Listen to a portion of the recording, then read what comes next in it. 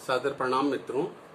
मुझे जब यह आदेश दिया गया कि अपने ज्ञान कणिका के मित्रों से, अपने जीवन इसी का नाम है के मित्रों से, या परमार्थ या स्वाध्याय साधना के मित्रों से चर्चा करनी है, तो मुझे अत्यंत प्रसन्नता हुई। मुझे डॉक्टर विमल जैन साहब ने आदेश किया कि किसी उचित विषय पर, किसी अच्छे सूत्र पर, किसी अच्छे संदेश पर चर्चा करनी है, तो मेरे दिमाग में अनायास रूप से बहुत सारी बातें उमड़ने घुमड़ने लगी। अध्यात्म का विषय है, शरीर का विषय है, भोजन का विषय है, विनियोग का विषय है, पारिवारिकता का विषय है, सामाजिक चुनौतियों का विषय है, स्वच्छता का विषय है, पर्यावरण का विषय है, साधना का विषय है, स्वाध्याय का विषय है। ऐसे अनेक विषय मेरे दिमाग में आए हैं। लेकिन मेरे मित्रों, मुझे यह भली भांति पता है कि यह जो मंच यहाँ उपलब्ध डॉक्टर विमल जैन साहब ने करवाया है, यह प्रवचन का मंच नहीं है, यह कोई परिसंवाद का मंच नहीं है, यह पांडित्य प्रदर्शन का भी मंच नहीं है। तो मैंने फिर सोचा कि इतने अच्छे मित्रों के बीच में मैं कुछ ऐसी चर्चा करूं जो कि सार हो, जो कि निचोड़ हो, जो कि अनुभवों की पूंजी हो, जो ऐसी चीजें हो जो कि अभी तक की जीवन यात्रा का समुच्चय जिसमें हो। तो मेरे प्यारे मित्रों, मुझे अत्यंत प्रसन्नता है कि भगवान ने मुझे यह निर्देशित किया कि मेरी 61 वर्ष की आयु में मैंने जो बड़े बड़े 5 अनुभव सीखे हैं, मैंने जो बड़ी बड़ी 5 पूंजी संचित की है, उनके बारे में आपसे चर्चा करूं। आप इन्हें पंच मंत्र कह सकते हैं, आप इन्हें पंच स्तंभ कह सकते हैं, इन्हें आप पंच संदेश कह सकते हैं। उनके ऊपर मैं थोड़ी सी देर आपसे चर्चा करूंगा, केवल बातें करूंगा। और यह वास्तव में मैं कहना चाहूंगा कि उन बिंदुओं का, उन सूत्रों का, उन मंत्रों का शुभारंभ है, यह प्रस्तावना है, यह विषय प्रवेश है। और आगे यदि समय मिलेगा तो अपन हर सूत्र पे अत्यंत गहराई से चर्चा करेंगे। तो मैं सोचता हूं कि आज का हमारा समय का सदुपयोग तभी होगा जब हम एक एक करके उन 5 मंत्रों को लें। और वे जो 5 सिद्धांत मैंने अपने संपूर्ण जीवन के निचोड़ स्वरूप निकाले हैं, उनको 5 सोपानों में, 5 सीढ़ियों में, 5 कदम में समराइज किया है, उनको लिपिबद्ध किया है, उनको अंक प्रदान किए हैं। इनमें 5 में प्रथम क्या है? प्रथम तो वही है जो डॉक्टर विमल जैन साहब ने शुभारंभ किया था, पहला सुख निरोगी काया। इसमें कोई डाउट नहीं है कि शरीर माध्यम खलु धर्म साधनम। यदि शरीर ठीक होगा तो हम हमारे कर्तव्यों की पूर्ति कर सकेंगे। भगवान ने हमें जो काया दी है, यह जो वरदान दिया है, इसे स्वस्थ रखना, इसे सक्रिय रखना, इसे रोग मुक्त रखना और उसके लिए हर संभव प्रयत्न करना, ये प्रथम सोपान निश्चित रूप से है। और सर ने उसके बारे में अनेक बिंदु आपको बताए, मैं उन्हें दोहराना नहीं चाहता। उसमें व्यायाम अपनी जगह है, भोजन अपनी जगह है, सर ने भली प्रकार से बताया। लेकिन उनका अग्रज होने के नाते मैं उसमें जरा सी बातें यहाँ पर जोड़ना जरूर चाहूंगा, ताकि मेरा प्रथम सोपान भली प्रकार पूरा हो जाए। मेरे प्यारे मित्रों, हमें शरीर को स्वस्थ रखना है, लेकिन व्यायाम करते समय यह ध्यान रखना है कि हर आयु वर्ग के लिए, हर शरीर के लिए व्यायाम पृथक पृथक है। जैसे किशोर वय का बच्चा है तो उसके लिए लंबी कूद, ऊंची कूद, स्विमिंग कूद और दौड़ कूद और छलांग लगाना उचित व्यायाम है। यदि कोई युवा है तो उसके लिए दंड बैठक लगाना, जिम्नेशियम जाना, भारोत्तोलन करना उचित व्यायाम है। यदि कोई प्रौढ़ावस्था में है तो उसके लिए फिर ये नहीं है, उसके लिए फिर टहलना है, दौड़ना है, तेज चलना है, श्वास प्रश्वास पे नियंत्रण करना है, उचित व्यायाम है। शरीर की मालिश करना है, उचित व्यायाम है। तो पहली बात तो ये कि व्यायाम करना है, पर हर आयु वर्ग के लिए व्यायाम पृथक पृथक है। और उनमें प्राणायाम, जो हमारे भारत की सनातन व्यायाम शैली है, वो सर्वोच्च स्थान पर है। हम श्वास प्रश्वास को नियंत्रित करें, हम अनुलोम विलोम करें, हम भस्त्रिका करें, और कुछ भी न कर पाए तो बस श्वास का आना जाना और रोकना, इन 3 चीजों को करें, तो यह संपूर्ण व्यायाम का सिरमौर या सुमेरु हो सकता है। पहली बात तो ये। दूसरा, सर ने भोजन के बारे में विस्तार से बताया कि हमें प्रातः क्या लेना है, नाश्ता क्या लेना है, सायं क्या लेना है, रात्रि भोजन कैसा, कब, कितनी बजे, किन चीजों का करना है। मैं उनमें नहीं जाऊंगा। लेकिन पुनः उनका अग्रज होने के नाते उसमें 2-3 बातें जोड़ना चाहता हूं। सबसे पहली बात कि भोजन की सामग्री के संचय में पवित्रता हो, शुद्धता हो, स्वच्छता हो। एक बात, भोजन निर्माण के समय जो निर्माणकर्ता का भाव है, विचार है, मनोदशा है, वो अत्यंत करुणापूर्ण और प्रसन्न हो। फिर भोजन करते समय उसको प्रभु को भोग लगाना, मूक प्राणियों के लिए थोड़ा भोजन निकालना, सबसे पहले घर के बुजुर्ग और बच्चों को भोजन कराना, और फिर स्वयं भी भोजन करते समय एक एक कोर को हम जठराग्नि में स्वाहा कर रहे हैं, ऐसे भाव के साथ परिपूर्ण धन्यवाद के और अहोभाव के साथ उसे ग्रहण करना, इसको बोलते हैं भाव सहित भोजन। यदि डॉक्टर विमल जैन साहब ने जो वस्तुएं बताई, ये शामिल होनी चाहिए, इतनी बजे होनी चाहिए, वो तो मशीन ही है, लेकिन जब उसमें भाव जुड़ जाते हैं तो फिर खिचड़ी में साथ भी यदि भाव जुड़ेगा तो बादाम का काम करेगा। अतः भोजन में मैं जोड़ना चाहूंगा कि हमें भावपूर्ण भोजन करना है निर्माण और ग्रहण करते समय। 2 बातें हुई, व्यायाम की बात हुई, भोजन की बात हुई। मेरे प्यारे मित्रों, एक थोड़ी सी कठोर बात और कह दूं, फिर द्वितीय सोपान पे चलेंगे। मेरे मित्रों, सदा याद रखना कि शरीर शब्द का अर्थ क्या है? शरीर। यह क्षय ही होगा, इसमें डेप्रिसिएशन लगेगा ही। यह ऐसी मशीन है जो धीरे धीरे चर्र मर्र करेगी ही। उसे स्वीकार करते हुए उसमें देखरेख करना और मरम्मत करना।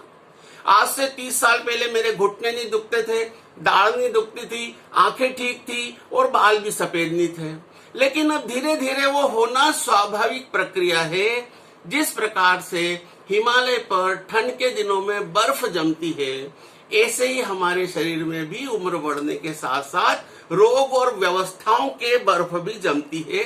उन्हें स्वीकार करें, उन्हें सुधारना है, पर उनका हमारे मन पर, हमारे पर ऐसा प्रभाव न पड़े कि हम डिप्रेशन के शिकार हो जाएं, हम शिकायती हो जाएं, हम भगवान को धन्यवाद देने के बजाय कोसने लग जाएं। तो शरीरम व्याधि मंदिरम, शरीर का मतलब ही क्षर होना है। धीरे धीरे उसे भी अपना मित्र बनाइए, दर्द को भी अपने साथ रखिए और उसी के साथ अपना जीवन यापन कीजिए। यह है हमारा प्रथम। तो ये हुआ प्रथम सोपान।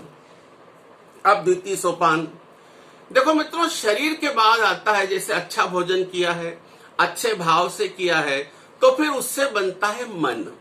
जैसा खाए अन्न वैसा बने मन, जैसी दृष्टि वैसी सृष्टि। अब हमें मन और हमारी दृष्टि को सुधारना है।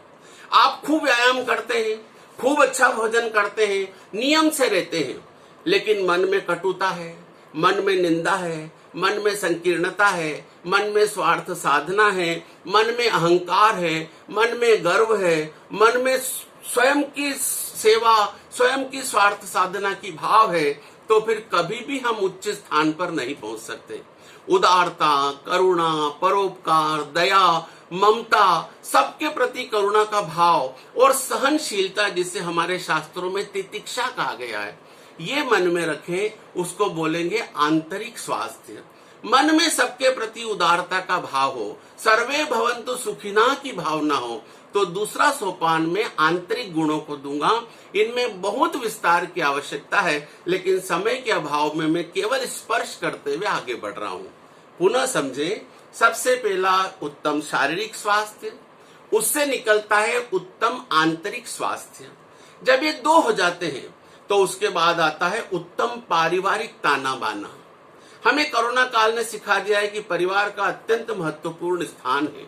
यदि हमारे पास शरीर है, हमारे पास धन है, हमारे पास मकान है, हमारे पास वाहन है, हमारे पास फर्नीचर है, लेकिन हमारा परिवार नहीं है, हमारे रिश्तेदार नहीं है, हमारे पुत्र पुत्री, मामा दादा भाभी, बाबा माता पिता हमारे साथ नहीं है, तो हम कभी भी प्रसन्न और सुखी नहीं रह सकते। हमें सबसे पहले अपने परिवार में संस्कारों को ऐसा सींचना है कि एक दूसरे का ख्याल रहे, एक दूसरे की मदद करें। तो सबसे पहले अपने परिवार में संस्कार डालना, उनमें एकता, उनमें स्नेह, उसमें वात्सल्य, उनमें मिलनसारिता, उनमें जोड़ने की भावना होनी चाहिए। और जब परिवार जुड़ेगा तो फिर समाज जुड़ेगा। मैं आपको अनेक ऐसे समाज के मित्र बता सकता हूं जिनके पुत्र पुत्रियां विदेश में हैं और वो अकेले बुड्ढे बुड्ढी किसी कोठी में, किसी फ्लैट में, किसी मकान में एकांतवास कर रहे हैं। क्या परिवार को सुदृढ़ करने के बाद हमारी जिम्मेदारी नहीं होती कि सुबह शाम आधे आधे घंटे हमारी कॉलोनी के उन तिरस्कृत वृद्धों के पास जाकर हम उनसे कुछ गपशप कर सके?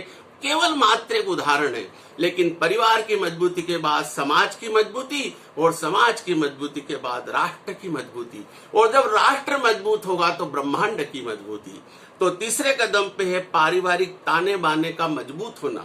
मैं आपको व्यक्तिगत रूप से कई अनुभव बता सकता हूं। मेरे एक अत्यंत निकट रिश्तेदार थे, वो अच्छे पद से सेवानिवृत्त हुए, उनके पास कई एफडी थी, कई एनएससी थे, कई शेयर थे, लेकिन वो पति पत्नी दोनों आखिरी तक ये कहते रहे कि मनुष्य महत्वपूर्ण है, धन महत्वपूर्ण नहीं है। अब तो तीसरे पायदान पे मैं पारिवारिक स्नेह को रखना चाहूंगा।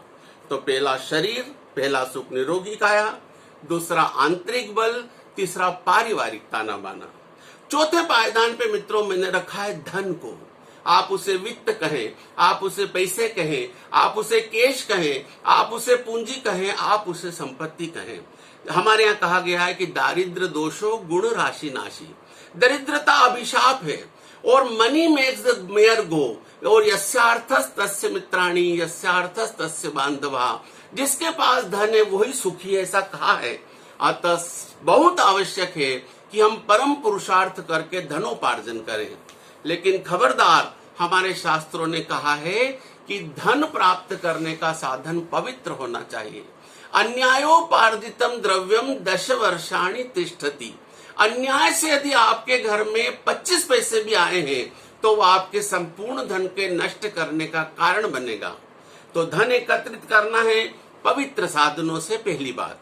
दूसरी बात, धन का विनियोग मेरे प्यारे मित्रों अत्यंत सुनिश्चित, अत्यंत प्रामाणिक, अत्यंत सुरक्षित और अत्यंत जानी पहचानी विनियोग की मदों पर ही करना चाहिए। जैसे बैंक की एफडी है, एनएससी है, एमआईएस है, जीवन बीमा निगम है, जिनको हम जानते पहचानते हैं। क्योंकि जैसे जैसे हमारी उम्र बढ़ेगी, बहुत कठिन, बहुत अनजान चिट फंड में राशि जमा करने पर, शेयर या डिबेंचर्स में राशि जमा करने पर वृद्धावस्था में हमें बहुत जटिलता का सामना करना पड़ेगा। हर एक का अपना मेडिक्लेम हो, हर एक की अपनी मासिक आय हो। तो धन को मैंने चतुर्थ पायदान पर रखा है। धनोपार्जन करें और उनका बिल्कुल सात्विक विनियोग इस प्रकार करें कि वृद्धावस्था में आपको सुकून मिले, आपको सुरक्षा मिले, आपको संबल मिले, आपको आत्मविश्वास मिले। ये 4 पायदान। और मेरे प्यारे मित्रों, हम समापन की ओर आ रहे हैं, लेकिन 5वां पायदान बहुत गूढ़ है, बहुत गोपनीय है और बहुत ही महत्वपूर्ण है, जो मैं आप लोगों को आपे समझे कि सबके कान में कह रहा हूं। और वो 5वां पायदान है हमारी आंतरिक मणि। मैं सब लोगों को एक मणि भेंट कर रहा हूं, जो हमें गोपनीय रूप से हमारे साथ रखनी है। आप यदि ध्यान से देखें तो मैंने एक मणि छिपा के रखी है, और जब मुझे जरूरत पड़ती है, दिन में, रात में, कार्यालय में, अध्यापन के समय, घूमते हुए, सोते हुए, मैं जरा नजर झुकाई और दीदार यार कर लेता हूँ।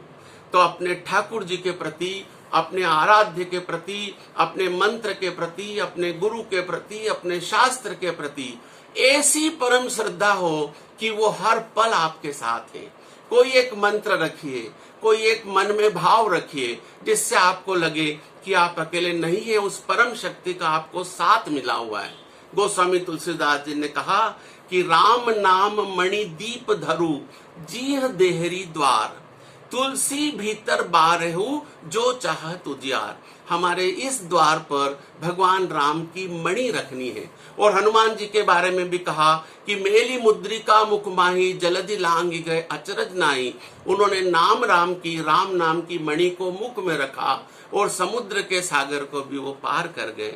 हमेशा अपने एक आराध्य, अपने एक शास्त्र अपने एक गुरु, अपने एक सिद्धांत, अपनी एक प्रतिमा, अपने एक श्रद्धा सूत्र को अपने साथ बांध के रखिए और फिर धीरे धीरे जैसे जैसे आपकी उम्र परिपक्व हो उनके श्री चरणों में पूर्ण समर्पण कीजिए।